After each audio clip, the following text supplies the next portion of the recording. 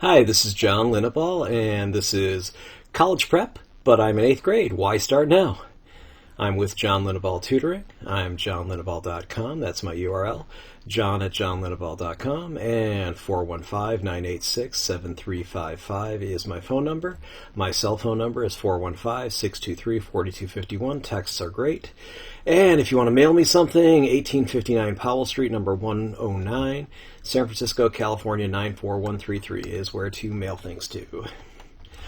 What we're covering here. All right. So what we're covering here is, why should I start so early? What should I look for in middle school? It's easier to try new things and start relationships early. Don't be afraid to look or sound silly. Whose advice should I follow? To thine own self be true. What's a waste of time, or worse? What isn't a waste of time? And again, if you like this video, please don't forget to give this a thumbs up, subscribe to my channel, and click on the little bell in the top right corner for notifications. So right up there. Anyway, one of those corners. All right, so why should I start so early? I'm in middle school. Well, middle school grades determine whether you're in honors/AP classes in high school. Just like your earlier grade school stuff probably determined if you were going to be in honors in middle school. So, if you haven't been in clubs or activities in middle school, it's harder to get into them in high school. For example, you see the football team, the cheerleading team, you know that pretty much everybody who's on the high school football team was probably on their middle school football team. Or if you have senior high school and junior high school like my school district did when I was there, then if you weren't in football, or if you weren't a cheerleader in junior high school, you probably weren't going to be playing football or cheerleading in high school, because you wouldn't have even been qualified for the tryouts. It's easier to try new things and start relationships early. So, if you try an activity and you don't like it in middle school, you still have all of high school to focus on activities you do like. For example, I've failed over and over, and that is why I succeed. That's attributed to Michael Jordan, the famous basketball player for the Chicago Bulls. If you fail and you don't like it, fine. You can either try again or you can do something else. And relationships with people who can give you good references or recommendations count much more when they come from people you've known for years. You could get a recommendation from an important politician, maybe the governor of your state or the president of the United States, but if he or she doesn't really know you, then what good is it? And just say, oh, well, I know the representative who is friends with this kid's father, and they both say that this kid's a good kid. That's not going to mean very much. Whereas someone you've worked with for years can say, oh yeah, little Timmy worked at the animal shelter with me since he was in 6th grade, and now that he's a senior and applying to college because he wants to go to veterinary school after college, that's great. I highly recommend this child, this student. Anyway. University at Buffalo Law School, give them a shout out for putting right in their application when I applied, saying, please use recommendations who know you well. If you insist on using recommendations from people who are very important or influential but don't know you well, then that leads us to the unfortunate conclusion that you believe that special influence is more important than your actual merit as a scholar. It's not a direct quote, but it's pretty close. It's a good paraphrase. Anyway, so shout out to UB for that. And as we can see here, what should I look for in a middle school? What do you find interesting? Robotics, chess, news writing, creative writing, sports, theater? Is there a club? Is there a school newspaper? Is there a robotics club? Is there a chess club? Can you do creative writing for something? Is there a theater club? Is there a school play? Join it. Join a sports team if you want to play sports. If there's no such club, start it. That'll look great if you can say, hey, I started my middle school thing. Remember, I've failed over and over, and that's why I succeed, Michael Jordan. So even if you fail, the fact that you tried says something about you. And hopefully that'll help build up your self-esteem and not so much your ego. Self-esteem, it's good to respect yourself. Ego is when you start putting other people down and you start thinking, oh, I can never fail. Nothing I do is wrong. And that leads to all sorts of bad things. That's why the little devil is represented there. So, you should look for who has something you want. Not so much people with nice material things, not, hey, this guy has a red sports car, I want to find out how he got it, but people who seem to be doing what you'd like to do. That may include driving the red sports car, but is that person an actor? You want to go into the theater? Is that person a scientist? You want to be a scientist? Is that person a writer and you'd like to be a writer? Find out how that person got into that position. Not that position got into that person. That doesn't make sense. Anyway, find out how that person got into that position. One nice thing is ego does help people with talking about themselves. People love to talk about themselves. If you flatter someone's ego or give them better self-esteem, they'll be thrilled to talk to you. Oh my God, you're such a talented scientist, Mr. Einstein. Please talk to me. Well, I would like to tell you very much. Okay. Anyway, they're going to say something like, oh, you remind me so much of me when I was a kid. Oh, da-da-da-da-da. Hopefully they'll be helpful rather than just say, kid, it's really hard. I don't think you have what it takes. No, I'm going to do you a favor and, just go do something else. You don't want to be dealing with someone like that because that's more of an indicator of a lot of ego and not so much healthy self-esteem. But do listen to the person. I mean, if they're telling you a bunch of things, you should be able to decide. That's why they say the more the knowledge, the lesser the ego, the lesser the knowledge, the more the ego. The idea is, well, one, the more you know how much you don't know, how much there is to know. Two, the more you really know and understand things, you don't need to impress people. You don't need to impress yourself. You say, yeah, I'm really good, and I'd really like to help you with what I have and help you do well, too. So hopefully you'll run into someone like that. But on the next slide here, don't be afraid to look or sound silly.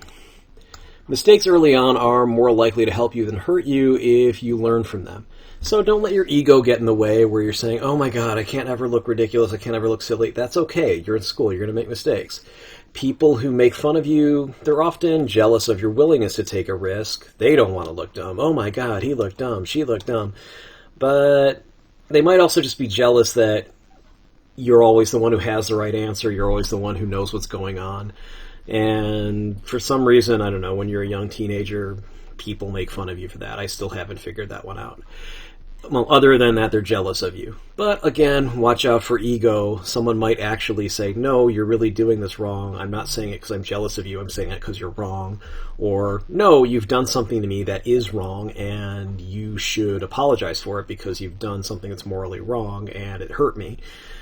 So you don't want to be the person who does things that are wrong in either sense. They're factually wrong or morally wrong, and your ego prevents you from being able to accept that you're wrong and make amends, do whatever you have to do to fix that. Other than that, don't be afraid to look or sound silly. That's the only way we've ever made progress, is where someone said, hey, why can't I do this different way? If we'd all listened to the person who said, 'cause that's not the way you do it, everyone knows that, we'd be stuck living in little lean-tos or caves or whatever, and we'd all be dying at about age 25. So let's not be those people. Whose advice should I listen to? Whose advice should I follow? Well, of course you should listen to my advice. I mean, come on. But seriously, remember how I told you that you should find someone who has something you want? Find that person, listen to that person. Do what they do. That's another important thing, is make sure that the person's actions actually match up with their words, because that person may not want to tell you what they're doing, but you can see what they do. Or they may have a problem with admitting what they're doing, so sometimes you should see, well, okay, do the words match the actions? But anyway, assuming you find somebody who's an honest actor and is a good person and is doing something you want, listen to that person, see what they tell you. Parents are a decent, if biased, source. Your parents want well for you. Your relatives usually want good things to happen to you. They want you to do well. So they wouldn't want well for you, as I just said. They'd want good for you. They'd want things that are good to happen to you. Parents can be I'll try that again. Parents can be a biased source. Okay, your parents may want you to do what they did because it worked for them, and they want you to be happy. They may assume that, well, if I'm like this, you're like this as well. And sometimes they can't see your faults very well. I mean, your parents might say, oh my God, my little Timmy, he can do anything he puts his mind to. And If you're not very good at sports, maybe, you shouldn't be going out for the football team. Or if you're not very good at math, maybe your dreams of being an electrical engineer should be put on the shelf forever. So you may want to talk to other people such as guidance counselors, scout leaders, coaches, etc. Anybody who's involved in your life who's in a position to evaluate you, especially somebody who cares about you but isn't particularly invested in any particular view of you. They don't have a bias because they love you so much. Of course, you're also going to have to weigh that off against those people's limitations. For example, I know my high school guidance counselor, really super nice guy, but I asked him about taking the achievement test, which is what they called the SAT subject test back then. And his big contribution was, oh, you don't have to take that. You have to take that when you're at the peak of your knowledge. They only use that for placement and da-da-da-da. Really great sounding advice. Too bad it's dead wrong, and I knew it was wrong, so I'd already read the college applications for the places I wanted to go, and you had to have these achievement tests, or SAT-2s, or subject tests, as they call them today, and so I had to know, okay, don't listen to Mr. Pesce based on that. Sorry, Mr. Pesce, if you're still alive, but you were wrong. Scout leaders, coaches, etc., you have to determine, well, does this person know what I want? Does this person have what I want? And just go there. And you can always weigh different people's advice against each other, which I do all the time as an adult, as I just weigh other people's advice, figure out who do I think is right, who do I think is maybe just telling me things because they think that's what I want to hear, or they don't understand the problem any more than I do, and just go from there. That even works with everyday things, like if you're in a place that you don't know, a city you've never been to, and you're asking for directions, ask a couple different people, because some people will try to be nice, but they don't really know, but they think they know, so they'll give you directions that are off, maybe not accurate.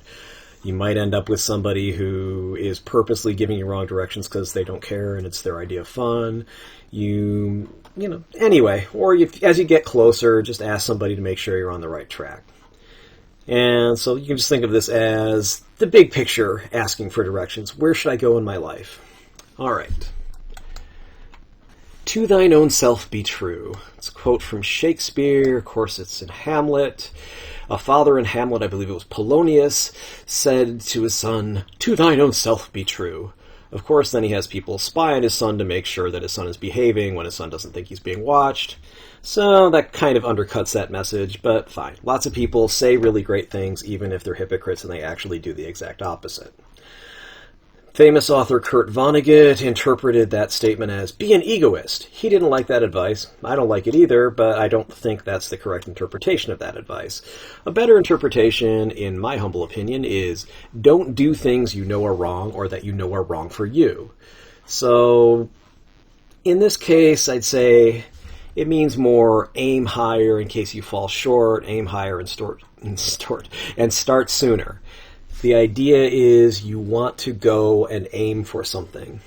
Or as the quote goes, this above all, to thine own self be true, and it must follow as the night the day. Thou canst not be false to any man. If you're doing what you know is right for yourself, you're probably also going to do the right things with other people. You're going to deal with them honestly. You're going to be a better person. So that's what you should be looking at. I'll try that again. In the case of careers, in the case of educational paths or your educational trajectory, you want to look at something and say, what would I do for a living if I knew I would get by, I'd be okay, but I'd never be super rich, famous, etc. Do that. You'll feel a lot better about working hard to do something that really matters to you than to just work on something where you don't care. Does remind me of somebody I went to undergraduate college with, who I talked to, we were back for a reunion, who just said, oh, well, I'm in law school and I want to go into corporate law because I don't care if ABC Corporation does something bad to XYZ Corporation or vice versa, as long as I get paid. And I talked to an attorney I knew who's very wise, who just said, well, why would you ever want to spend your career, 40 years of your life maybe, doing something you don't care about? You shouldn't. So don't follow that guy. I hope he's doing well, whatever he's doing, but I hope he went away from that advice.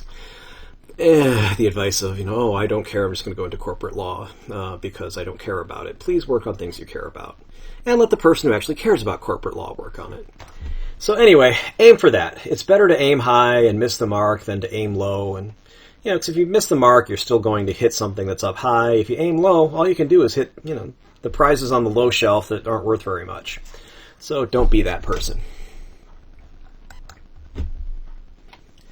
What's a waste of time, or even worse? Extracurricular activities you hate but you think you need, in quotes, for your applications or for your resume. Don't do that. I'm not saying you can't do things that aren't related to what you think you're going to be doing when you grow up, when you get a job, what you're going to be studying in college. But if it's something you really don't like and you're just doing it because you think it'll look good on your college applications, or because your parents told you to, or your guidance counselor told you to, think twice about doing that, because if you get a recommendation from whoever your supervisor is there, they're going to know that you just kind of, half-heartedly did it. You didn't really put that much effort into it, or you didn't like it. Same thing goes for courses. If you're taking a course because your parents told you to, but again, you hate it and you don't need them to graduate, you don't need the course to graduate, or you don't need the course to get into college, don't do it. If you need a course as a prerequisite to graduate or get into college, guess what? The school system, the state, the colleges, they're probably trying to give you a hint as to what you will need, even if you don't think you need it at this point, because you need more math than you think you might need. Even if you go into psychology, you need to at least understand statistics. If you go into economics, you need to understand calculus. You might find that you're really, really interested in medicine, a lot of biomedical engineering, etc., that kind of things.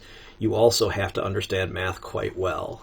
You definitely have to understand science, of course, if you want to go into medicine or something like that. And just things pop up in everyday life that if you understand it from at least the high school level or early college level, you'll do a lot better than if you don't. Courses in social or soft sciences such as psychology. I double majored in college. One of my majors was psychology, so I'm not putting down psychology or sociology or anthropology, any of those things at all. But if you take it in high school, you're going to be taking it from somebody who read a book, or maybe they majored in it in college. Whereas if you take it in college, you'll be able to learn from the people who literally wrote the books.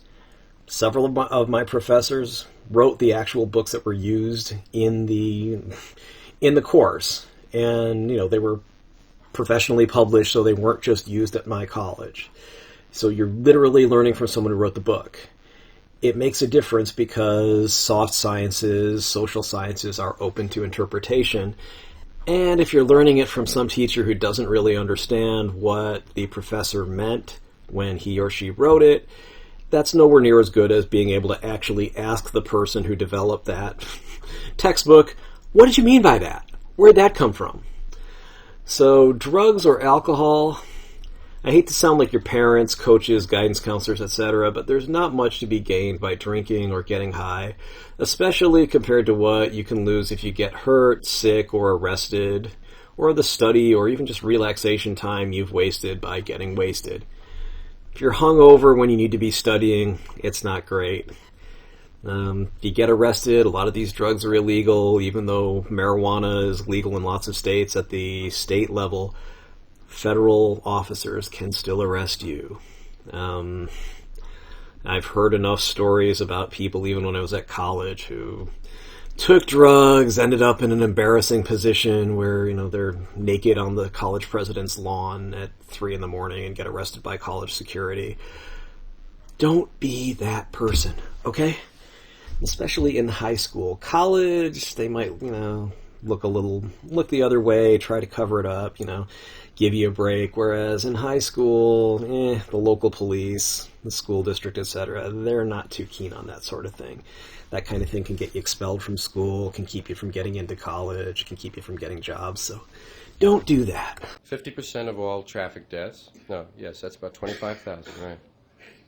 50% of traffic deaths, 40% of all arrests, traceable, 50% of all first admissions to mental institutions, traceable to alcohol, diabetes, gout, high blood pressure, heart disease, insanity, divorce.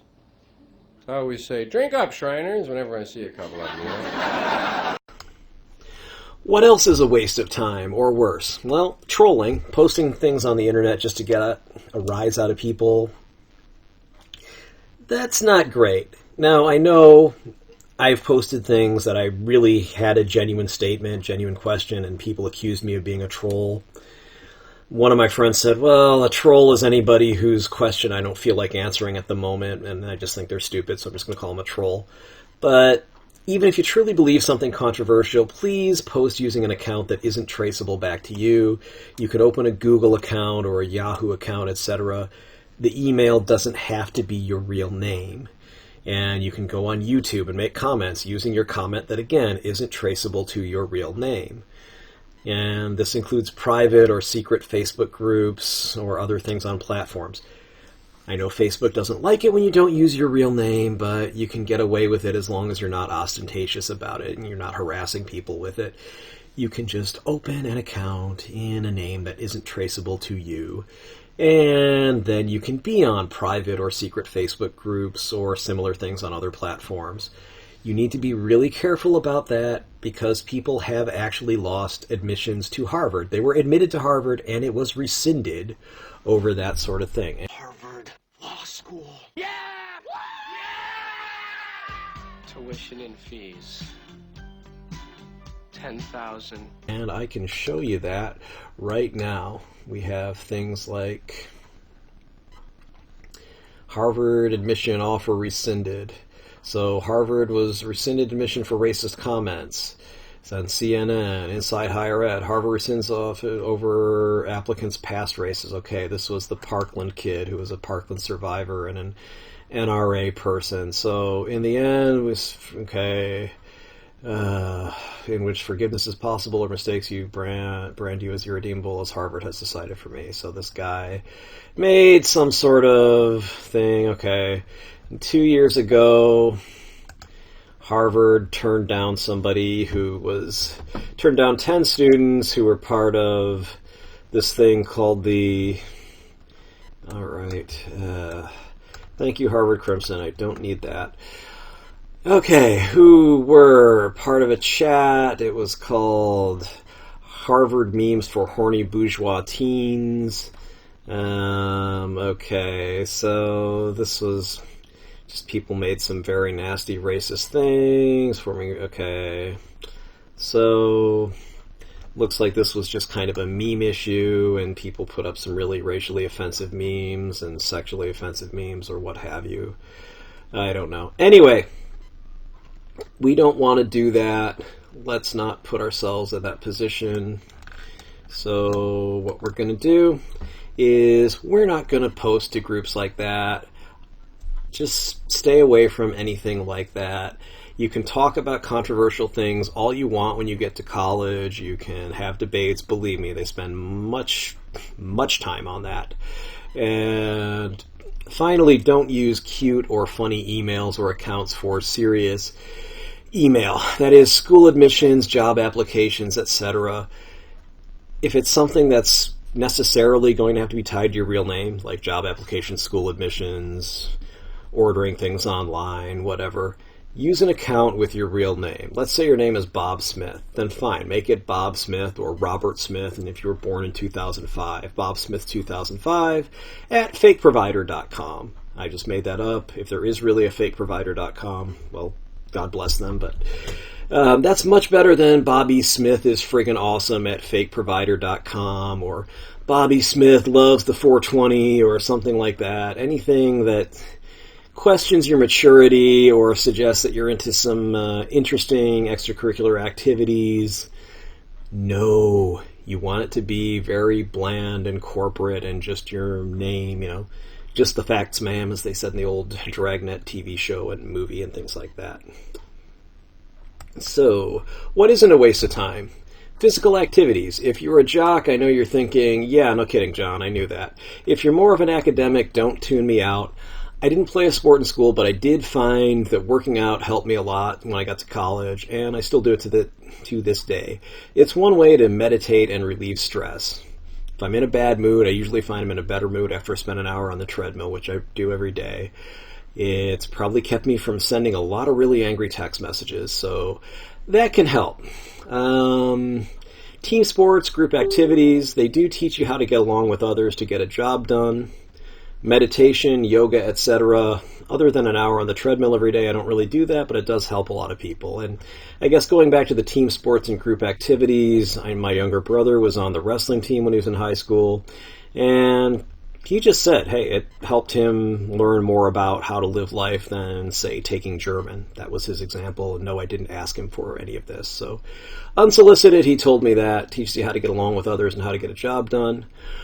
Reading for pleasure. You can learn a lot about life by reading fiction that accurately represents life or nonfiction that came from real life. It also helps you break free of limits set by school board members or teachers. Many of either group are prudes or just have, well, interesting ideas about how life works. A lot of people who are real no-lifers run for school board because nobody else wants to take time out of their day to be on the school board. So you might end up with somebody who doesn't think evolution should be taught, or there should be no sex ed in school, or they don't want to have Halloween in school because somebody might come dressed as a witch or something like that. So that can also get into what is and is not on the school curriculum. Usually your English class, if it's anything like the school, that I attended, the school board just looked at it, said, yeah, okay, I've heard of these books, I haven't read them, but all right, yeah, go for it, English teacher, you and those crazy kids. But you might get somebody who doesn't want you to read certain things because they either think they're sinful or some history texts are unpatriotic, etc., etc. So it's nice if you can just go to the library, which in my case was 2 buildings down from the high school. You can just walk there, go to the library, and you're not censored at all. The library was very proud to have everything they wanted. Even the school library had a pretty good selection of books that you could read and learn different things than what you were forced to read for class. It's also really nice not to have to admit that you haven't, in quotes, read the classics. For example, people who are English grad students or maybe even undergraduate students and definitely professors, if they go to some convention like the Modern Language Association, they can't admit that, all right, believe it or not, in my career I haven't read this classic book. So they always have to say, oh, I'm rereading Joyce. da-da-da-da-da. So, great. The more of the classics you've actually read, the better off you are. The classics are also great essay example sources. If you're writing, say, the essay for the ACT, or you might even bring it up in the essay for the SAT, oh, this essay is reminiscent of George Orwell's 1984, it's nice if you can give an example that shows that you've actually read the book. It's also nice because the essay grader is going to know 1984. It might not know the subject of Rush's song 2112, even though it's similar to 1984. They might not know a movie that you watched on Netflix, but they will know the classics. And of course, that's where a lot of movies and TV shows get their ideas, is Shakespeare, and Shakespeare got a lot of his ideas from Greek mythology and the Bible, etc. So, let's move on.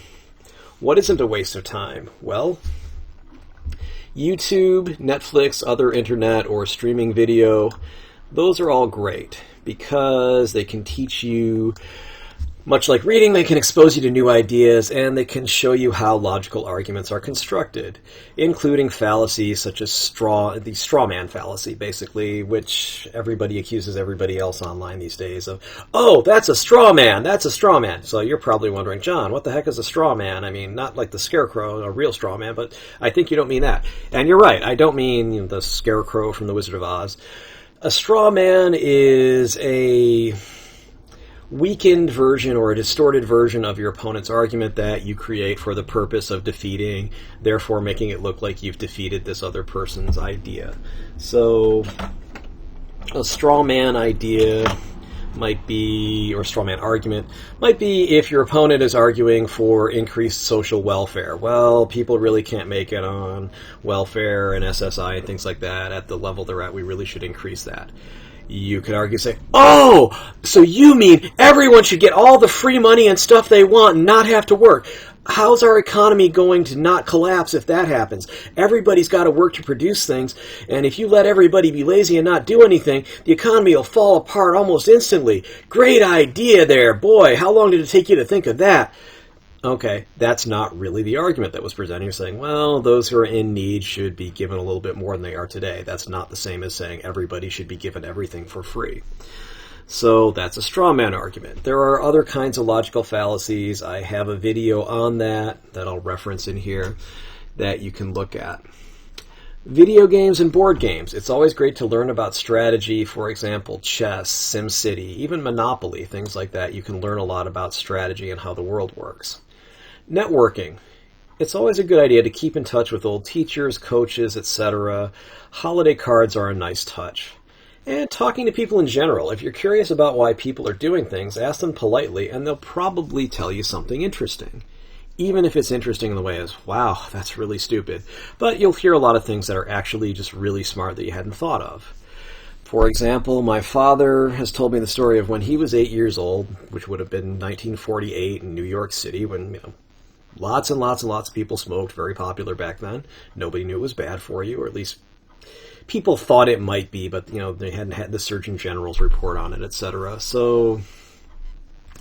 But my dad just went and asked everybody that he met who smoked and said, well, hey, are you glad you started smoking? And nobody told him, yeah, I'm really glad, boy, I was a complete loser and I started smoking and that really turned my life around.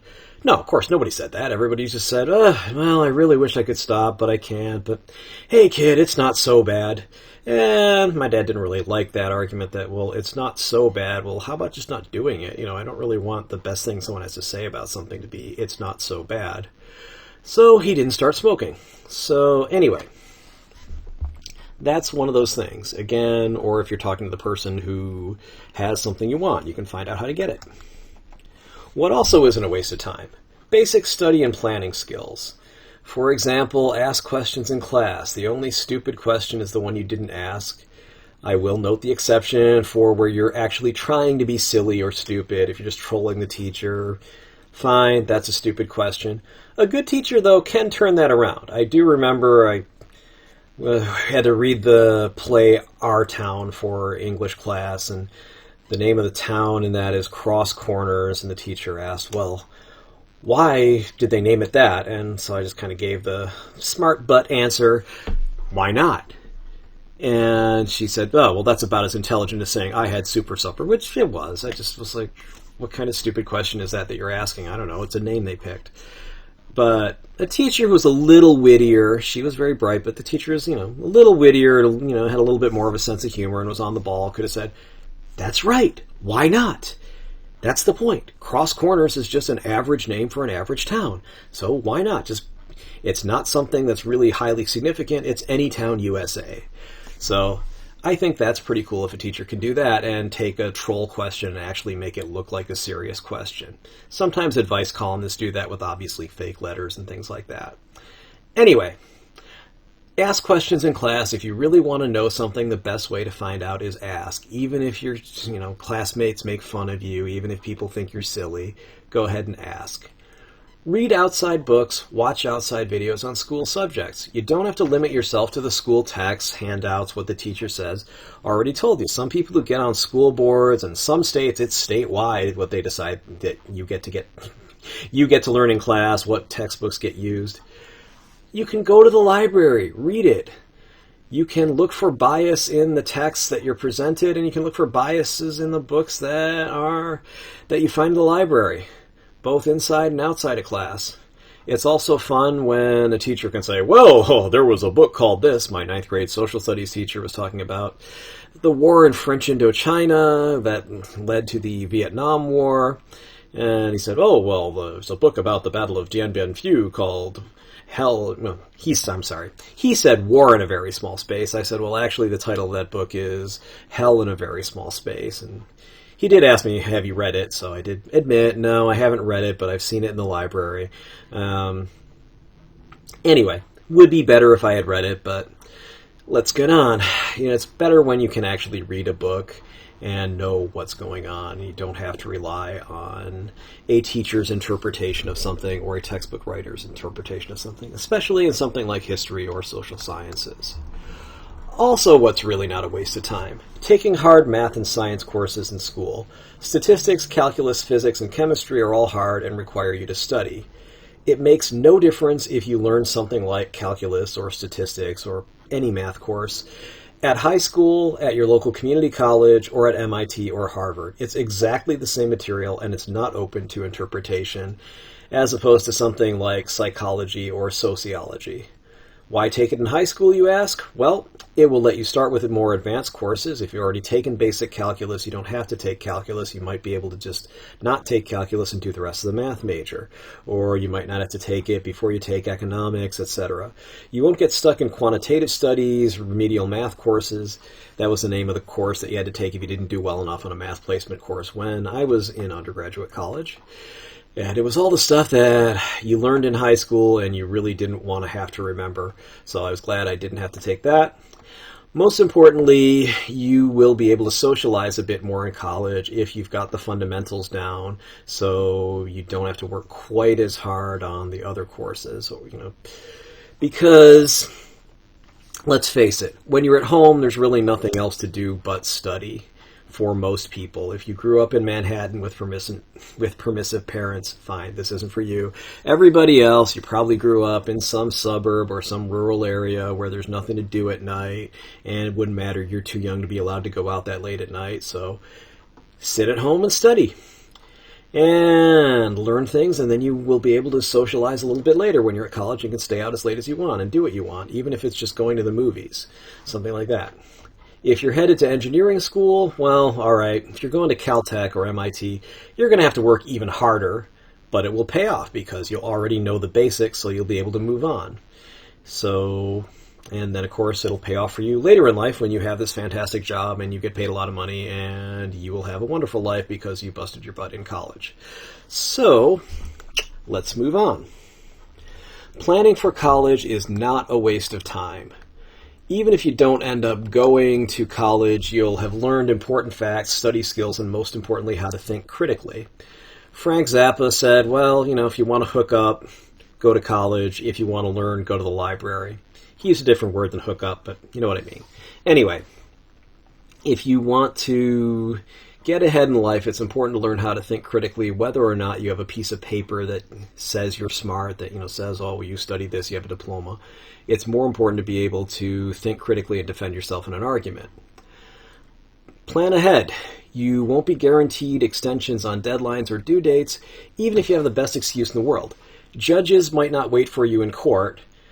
Nature and market forces certainly won't wait for you. If you are planning a moonshot, you have to be able to plan, okay, I need to shoot the rocket in such a way that I can get to the moon. If you're sending something outside the solar system, you might need to use the gravity from planets and things like that to send your satellite or send your explorer on its way, which is what they do. So you need to be able to get that thing ready to launch in such a time that it will get to where it needs to go, so it goes where it needs to go. Market forces, same thing. If you're in engineering, any kind of product release, any kind of publishing, if that product or that publication doesn't get out first, you're always going to be an also-ran. Your product will be the knockoff of the other person's product that came out first. It might be an improvement, but it might not. And nobody wants to be the news source that gets the information out second. They want to be the one that gets it out first. And another thing is that if you end up in the workforce out of high school, even if you end up in the workforce out of high school, maybe you're recruited to play baseball, like the coach was named Billy from Moneyball that I just watched.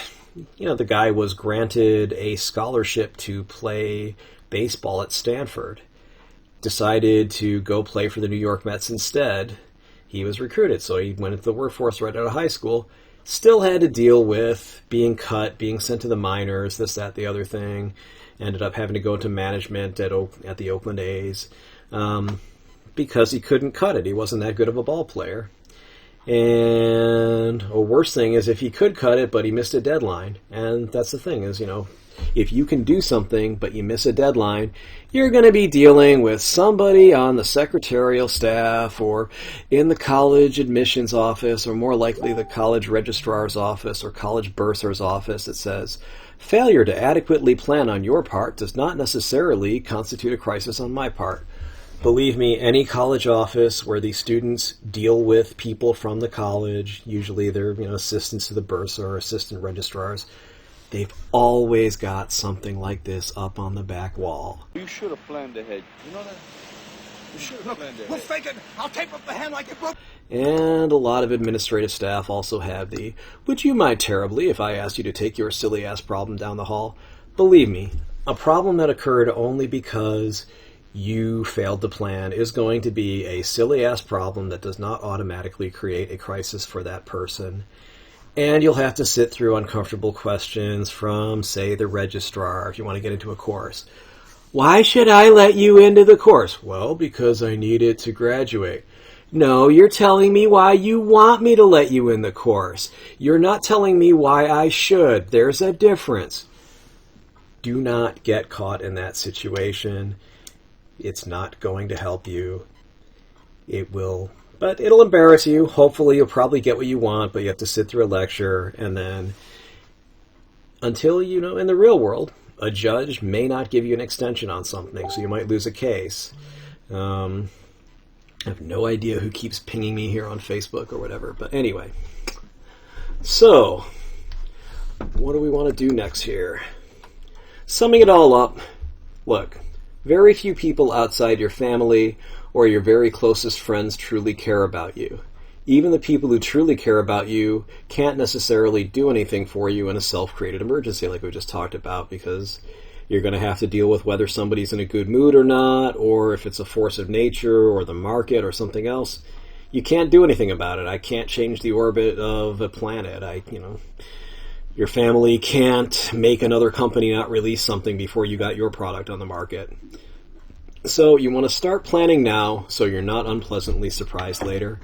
I'm recording this on Christmas Day, 2019, so Merry Christmas to everyone who celebrates Christmas, Happy Hanukkah, Joyous Kwanzaa, Joyous Festivus. Whatever you celebrate, have a great holiday season, and we'll talk to you later.